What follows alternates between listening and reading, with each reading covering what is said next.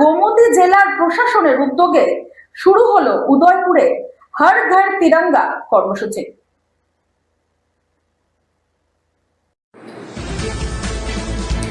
গোমতী জেলা প্রশাসনের উদ্যোগে উদয়পুরে হর ঘর তিরঙ্গা 2026 কর্মসূচির সূচনা হয়। রাজস্বী হল প্রাঙ্গণ থেকে সবুজ পতাকা নেড়ে র্যালির উদ্বোধন করেন গোমতী জেলা পরিষদের সভাধিপতি দেবল দেব রায়। র্যালিতে উপস্থিত ছিলেন উদয়পুর পুর পরিষদের চেয়ারম্যান, কাউন্সিলর সহ বিভিন্ন দপ্তরের আধিকারিকরা। শহরের বিভিন্ন গুরুত্বপূর্ণ পথ পরিক্রমা করে রাজস্বী হল প্রাঙ্গণে এসে র্যালিটি শেষ হয়। জাতীয় সঙ্গীত পরিবেশনের মধ্য দিয়ে অনুষ্ঠানের সূচনা করা হয়। বক্তারা জাতীয় পতাকা উত্তোলনের মাধ্যমে দেশপ্রেম, জাতীয় ঐক্য ও নতুন প্রজন্মের মধ্যে দেশাত্মবোধ জাগিয়ে তোলার গুরুত্ব তুলে ধরেন। আগামী কয়েকদিন গোমতী জেলার বিভিন্ন এলাকায় এই কর্মসূচি ঘিরে নানা সচেতনতামূলক এবং সাংস্কৃতিকমূলক অনুষ্ঠান করা হবে। Bureau report, রাতদিন news network. নমস্কার। ৮০তম স্বাধীনতা দিবস উপলক্ষে মাননীয় প্রধানমন্ত্রীর যে স্বপ্ন হর ঘর তিরঙ্গা যে কার্যক্রম উনি ঘোষণা করেছেন, সেই কার্যক্রমে আমাদের গোমতী জেলার পক্ষ থেকে ৯ তারিখ থেকে ১৭ তারিখ পর্যন্ত বিভিন্ন প্রোগ্রাম নেওয়া হয়েছে।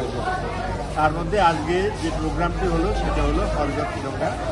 একটা র্যালি ছিল। র্যালিটা আমাদের রাজস্ব থেকে শুরু করে আমাদের রমেশ চৌমনি হয়ে জগন্নাথ চৌমনি হয়ে জগন্নাথ দিঘির চারপাশ ঘুরে এটা শেষ পর্যন্ত অবসাগরের পাশ দিয়ে ঘুরে আবার এখানে এসে আমাদের রাজস্ব এসে পৌঁছে। এই র্যালির উদ্বোধন করেছেন আমাদের মাননীয় জেলার সভাধিপতি দেবল দেব রায় মহোদয়।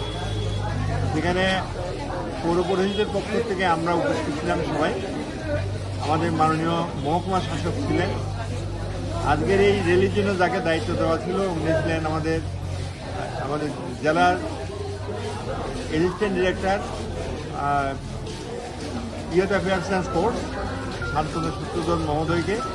সঙ্গে রয়েছেন আমাদের আইসিএস দপ্তরের অ্যাসিস্ট্যান্ট ডিরেক্টর শ্রীমতী টিঙ্কু বিশ্বাস মহোদয়া এবং কাউন্সিলরগণ সবাই ছিলেন।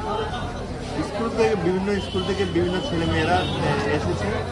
আমাদের বিএসএফ এবং পিএসআরের পক্ষ থেকে এখানে অংশগ্রহণ করেছে। একটা বিশাল বর্ণাঢ্য র্যালি আমরা পরিক্রমা করেছি। শহরের ভিতর দিয়ে আমরা যাইনি, আমরা নতুনভাবে আমরা এটা অমরসাগরের পাশ দিয়ে আমরা ঘুরে গেলাম।